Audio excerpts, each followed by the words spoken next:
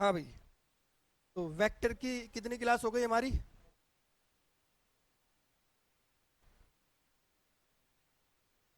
कितनी हुई है? दो। Vector algebra.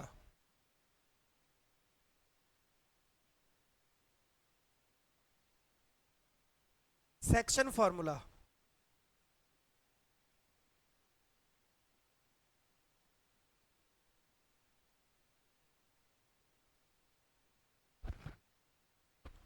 इंटरनली तो बता ही चुका था। एक्सटर्नली को देखते हैं। एक्सटर्नली में क्या होता है?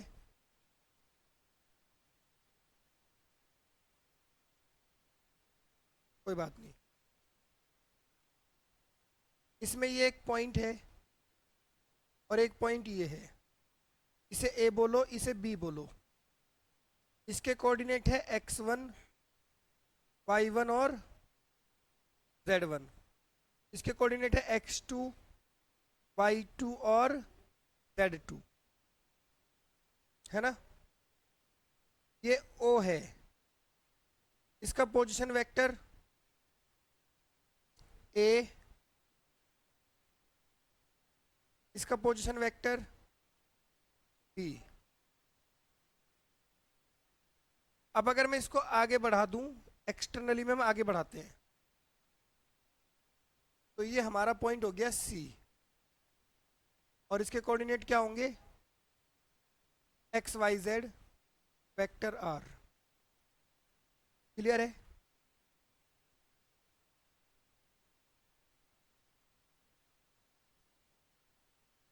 तो यहां से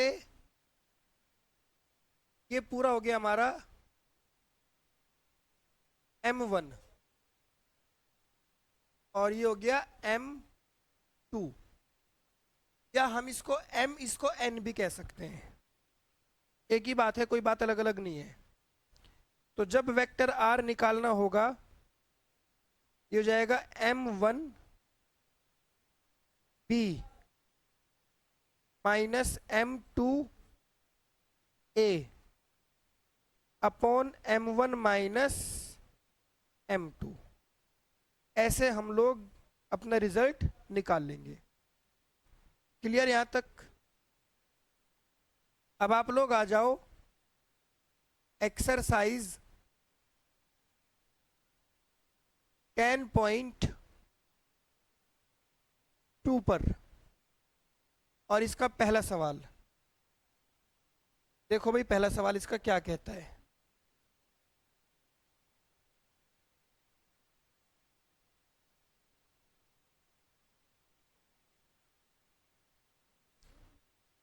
compute the magnitude of the following vectors. Magnitude compute करना है। और मैग्नीट्यूड निकालना तुम्हें आता ही है या नहीं आता है? Vector A is equals to i plus j plus के।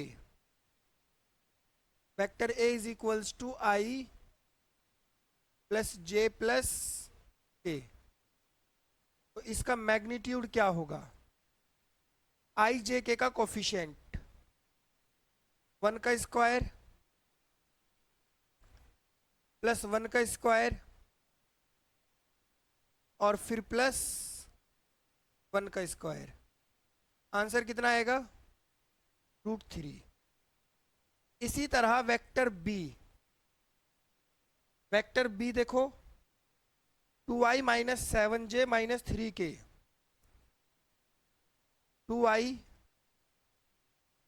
माइनस 7j और माइनस 3k।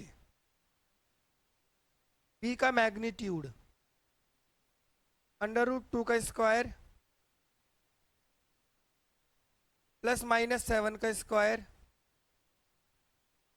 और 3 का स्क्वायर। 4 plus 49 plus 9। आंसर आएगा √62। फिर इसी तरह वेक्टर सी। अब मैं ये चाहता हूं कि वेक्टर सी का आप लोग फाइंड कर ले, या मैं ही करूं? वो भी हो जाएगा ना। Question number second. Write two different vectors having same magnitude. दो अलग अलग वेक्टर बताने हैं जिनका मैग्नीट्यूड सेम हो। दो अलग अलग वेक्टर जिनका मैग्नीट्यूड सेम हो। 2i minus 3j plus 4k। एक वेक्टर तो ये हो गया। अगर आप इसका मैग्नीट्यूड निकालोगे तो क्या आएगा? रूट के अंदर 2 का स्क्वायर माइनस का 3 का स्क्वायर, वो भी प्लस का हो जाएगा, और फिर 4 का स्क्वायर। एक और वेक्टर b लिख दो, थोड़ा सा घुमा फिरा कर लिख दो इसी को। ये लो भाई, मैग्नीट्यूड तो सेम ही आएगा, बट दोनों वेक्टर अलग अलग हो गए। हो गए नहीं हो गए? तो हम ऐसे बहुत सारे एग्जाम्पल दे सकते हैं, इसने एग्जाम्पल ही मांगा था। Question number 3। तीसरे सवाल में कहता है write two different vectors having same direction. दो अलग अलग वेक्टर बता दो जिनकी डायरेक्शन सेम हो। ये लो भाई, 2i प्लस 3j और प्लस 4k। वेक्टर b 2 से मल्टीप्लाई कर दो इसकी, बिल्कुल सेम डायरेक्शन में जाएगा, बस मैग्नीट्यूड अलग हो जाएगा, मैग्नीट्यूड डबल हो जाएगा। अगर आप इसकी 2 से मल्टीप्लाई कर दोगे तो 4i प्लस 6j और प्लस 8k हो गए। दो अलग अलग वेक्टर जिनकी डायरेक्शन सेम और मैग्नीट्यूड अलग अलग। ठीक है, वैसे इसने मैग्नीट्यूड की तो बात ही नहीं करी थी, इसने डायरेक्शन सेम बोला था बस। Find the value of x and y so that 2i plus 3j। क्या कहा? 2i plus 3j is equals to xi plus yj। तो x की वैल्यू कितनी हो रही है और y की कितनी होगी? बस भाई कंपेयर ही तो करना था, कंपेयर करके x की और y की वैल्यू बतानी थी। सवाल नंबर 5 देखो, पांचवा सवाल क्या कहता है? Find the scalar and vector components of 2 1 और -5, 7। 2 1 और -5, 7। इसे बोलो x1 y1 और x2 y2। इसमें z1 नहीं है, उसमें z2 नहीं है। जब स्केलर कंपोनेंट की बात करेगा, बताई थी मैंने बात पहले भी, स्केलर कंपोनेंट कैसे आते हैं? x2 minus y2 minus z2 minus, ये है स्केलर कंपोनेंट। अब इसमें z1 z2 तो है ही नहीं, तो -5 -2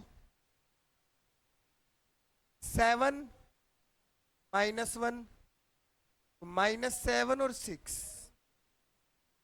ये है स्केलर कंपोनेंट। अगर हम बात करेंगे वेक्टर कंपोनेंट की, इसकी बात करेंगे, तो इनके साथ हम क्या करेंगे? आई जे के, मतलब इनकी डायरेक्शन लगा देंगे।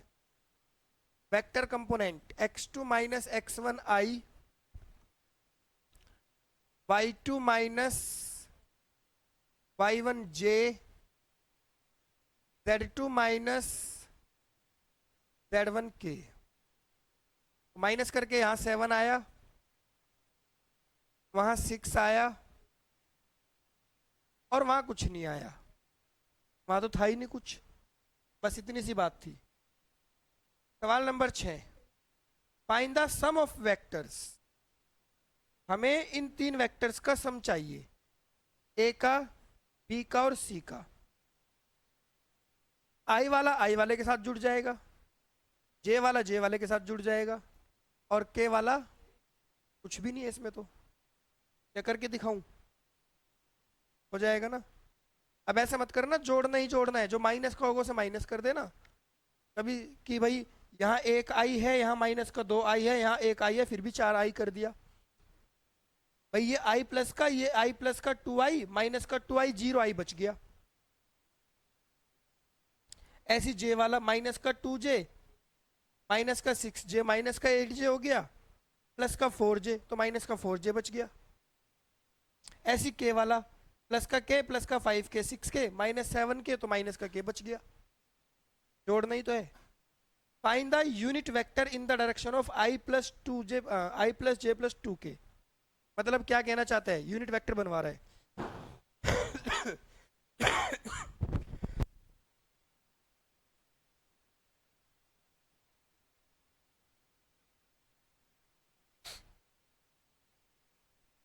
7वां सवाल।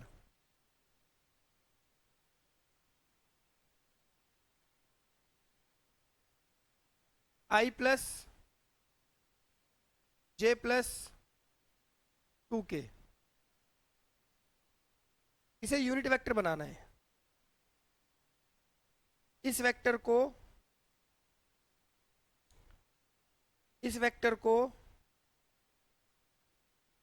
इसी के मैग्नीट्यूड से डिवाइड कर दो, इसी के मैग्नीट्यूड से डिवाइड कर दो।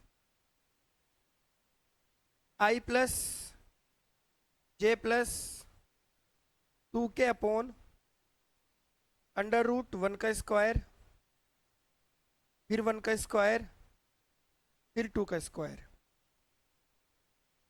तो ये बनेगा आई प्लस जे प्लस 2 के, √6 आ जाएगा नीचे। सबके नीचे अलग अलग कर दिया। क्या दिक्कत है? कोई दिक्कत थोड़ा ही है इसमें।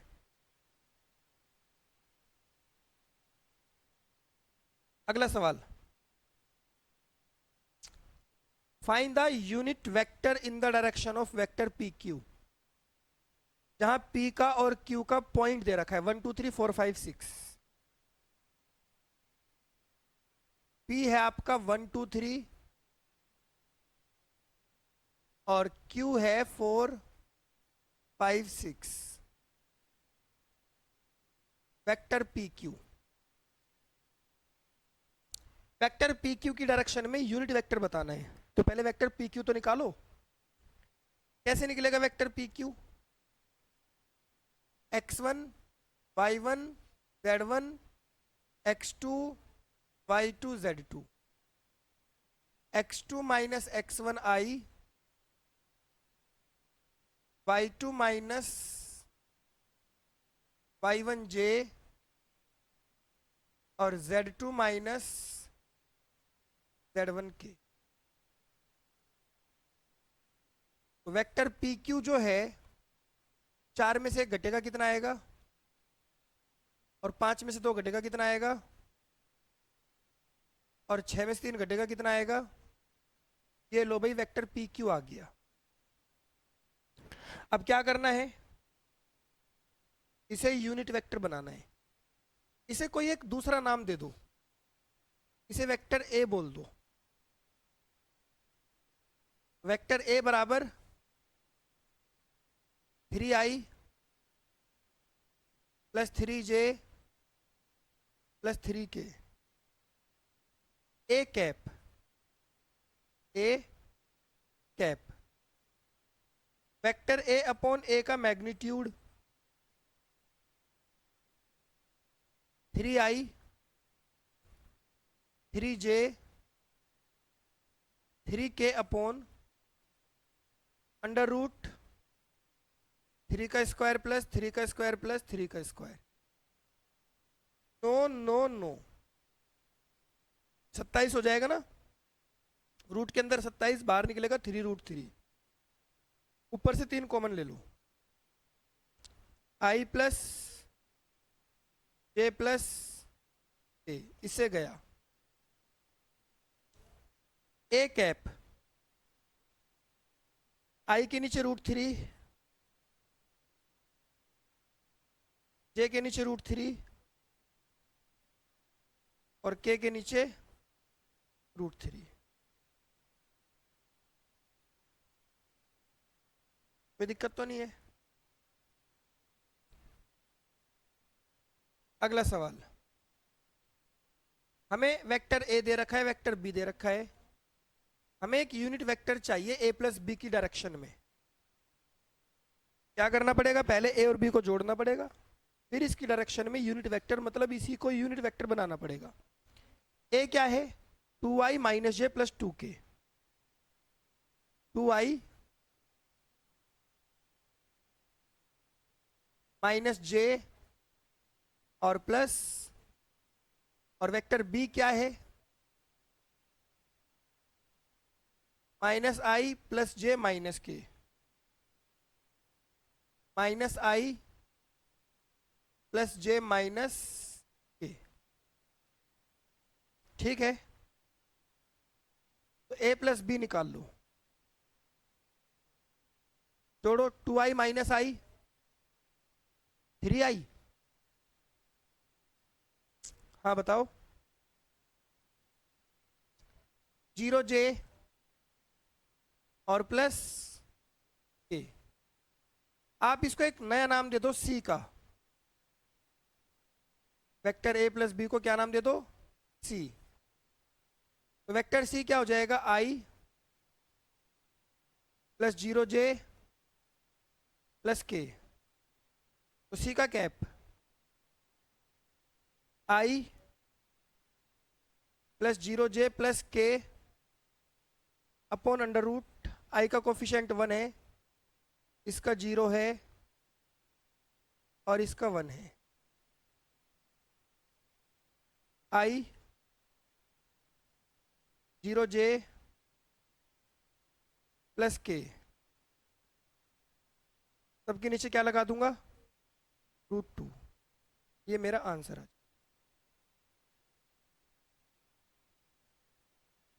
खत्म कर दो, हटा दो, आई और के रख लो, 0j को हटा दो चाहो तो।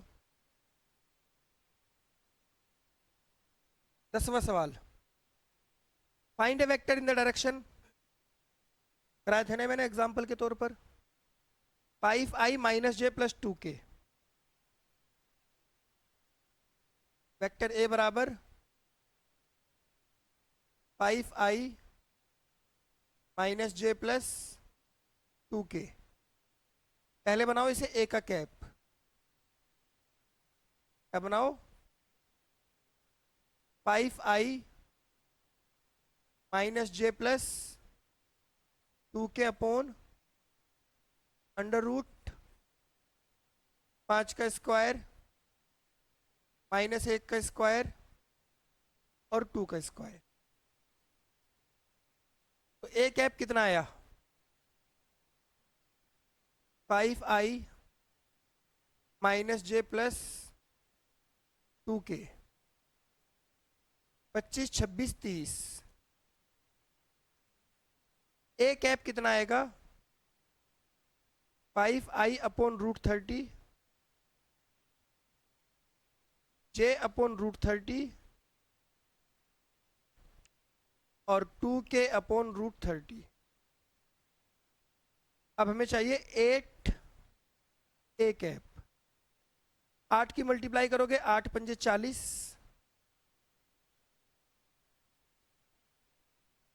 8 जे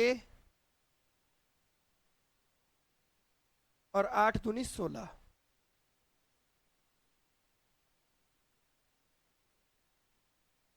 ये हो गया 8 यूनिट मैग्नीट्यूड। कितना बोला था इसने? 8 यूनिट। कितना मैग्नीट्यूड हो गया इसका? हमने क्या किया? हमने इसको पहले यूनिट वेक्टर बना दिया और उसकी मल्टीप्लाई किससे कर दी? 8 से कर दी। सवाल number 11, show that these two vectors are collinear. 2i minus 3j plus 4k।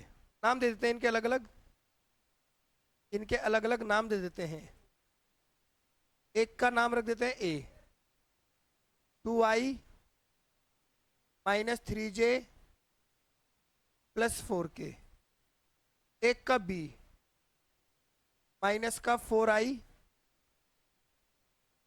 Plus का 6j और माइनस का 8k।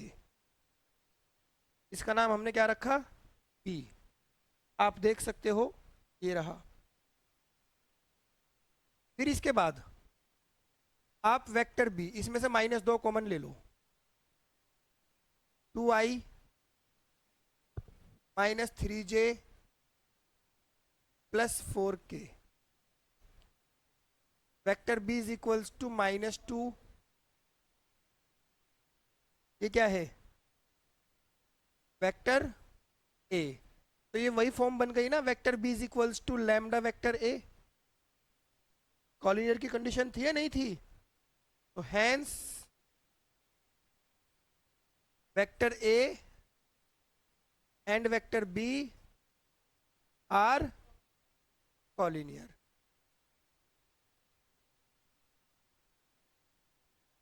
सारी बातें मैंने पिछली क्लास में बता दी।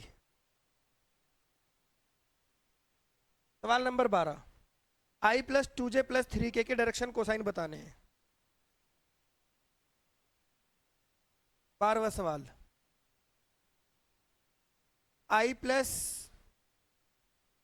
2j प्लस 3k के डायरेक्शन कोसाइन l बराबर x upon under root x square plus y square plus z square. x कितना है 1, अंडर रूट 1 का स्क्वायर प्लस 2 का स्क्वायर प्लस 3 का स्क्वायर, 1 अपॉन अंडर रूट 14। ठीक है, m y upon under root x square plus y square plus z square, y है 2, under root 1 square plus 2 square plus 3 square. तो m कितना आएगा 2 upon under root 14, और n z upon under root x square plus y square plus z square. तो n कितना होगा 3 upon under root 14। आसान है। Question number 13, find the direction cosine of the vector joining the point a 1 2 -3। Question number 13, a 1 2 -3 और b -1 -2 1, -1 -2 और 1। ये हमारा x1 है, ये y1 है और ये z1 है। ये x2 है, ये y2 है और ये z2 है। कोई दिक्कत तो नहीं यहाँ तक? अगर मैं इसके कंपोनेंट निकालूंगा तो याद करो कैसे निकलते हैं component, x2 minus x1, y2 minus y1 और z2 माइनस, और फिर डायरेक्शन कोसाइन भी निकल जाएंगे। तो मैं एक काम करता हूँ, मैं सीधा सीधा डायरेक्शन कोसाइन ही निकाल लेता हूँ। कंपोनेंट को छोड़ो, ऊपर लिखो x2 माइनस x1, ये x का काम करेगा ना। नीचे लिखो x2 माइनस x1 का whole square, y2 minus y1 का होल स्क्वायर और z2 माइनस z1 का होल स्क्वायर। सही बोला ना मैंने? तो ये बनेगा L इज इक्वल्स टू -1 में से 1 माइनस कर दो, x2 में से x1 डिवाइडेड बाय -1 में से 1 माइनस करो, प्लस -2 में से 2 माइनस करो, प्लस 1 में से -3 को माइनस करोगे तो ये प्लस हो जाएगा। L is equals to -2 upon 2 का स्क्वायर 4, 4 का 16 और फिर 16। तो कितना बन गया भाई, कितना, -1/3। ये तो आ गया हमारे पास एल। एम कैसे निकलेगा? y2 minus y1 under root x2 minus x1 का whole square, y2 minus y1 का होल स्क्वायर और z2 माइनस z1 का होल स्क्वायर। ठीक है, ऐसे ही n z2 minus z1 under root x2 minus x1 का whole square, y2 minus y1 का होल स्क्वायर और z2 माइनस, बोलो कर दोगे या नहीं? ये था क्वेश्चन नंबर 13। अब आप देखो question number 14।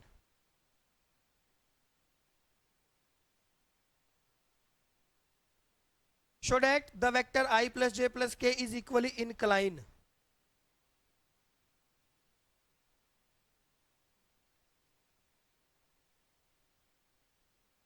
I plus j plus k is equally inclined with ox, oy, oz. मतलब कि x एक्सिस, y एक्सिस और z एक्सिस। मतलब ये हो गया, यहाँ देखो x की वैल्यू 1 है, y की भी 1 है और z की भी 1 है। ये जहां पर भी ये पॉइंट होगा, ओरिजिन से मिलाओगे पोजीशन वेक्टर बन जाएगा। तो वो पोजीशन वेक्टर तीनों एक्सिस के साथ एंगल बनाएगा। तो कहता है इक्वल एंगल बना रहा है। क्या बना रहा है? Equal angle. इक्वल एंगल मतलब अल्फा बीटा गामा इक्वल है। कोई बात नहीं, पहले आप निकालो एल। एल क्या होगा? 1/√1 का स्क्वायर प्लस 1 का स्क्वायर प्लस 1 का square. m is equals to 1/√1 का स्क्वायर प्लस 1 का स्क्वायर प्लस 1 का square. n is equals to 1/√1 का स्क्वायर प्लस 1 का स्क्वायर प्लस 1 का स्क्वायर। तो एल एम एन क्या हो गए? इक्वल हो गए।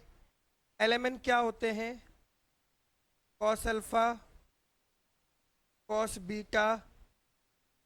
तो अल्फा बराबर किसके? बीटा के बराबर किसके? गामा के। तीनों एंगल बराबर आ गए। जब तीनों बराबर आ गए तो इक्वली इंक्लिनेशन हो गया। बस यही प्रूव करना था। Hence I plus j plus k is equally inclined with ox, oy, oz। बात समझ में आ गई? अगला सवाल क्या कहता है? Find the position vector, find the position vector of the point R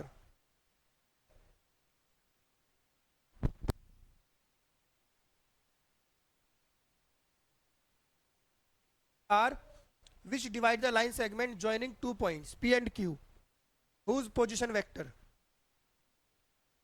P का position vector OP, I plus 2j minus k। अगले पेज पर आ जाओ। क्वेश्चन नंबर कौन सा है? 15वां। OP, इसका नाम वेक्टर A रख दो। I plus 2j minus k, I plus 2j minus k। OQ, इसका नाम वेक्टर B रख दो। Minus I plus j plus k, minus I plus j plus k। Ratio क्या दे रखा है?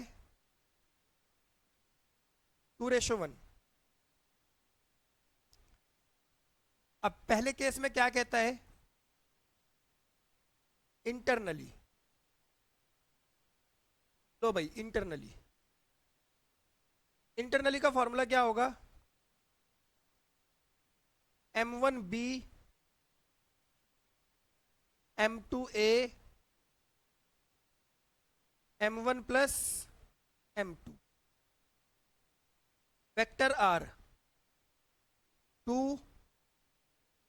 Minus I plus J plus K plus M2 क्या होगा 1 I plus 2J minus K upon 2 plus 1 minus का 2I plus का 2J plus का 2K I plus 2J minus K, ठीक है, minus 2I plus J minus I 2J plus 2J 4J 2K minus K और upon 3। ये लो भाई, कहानी समाप्त हुई।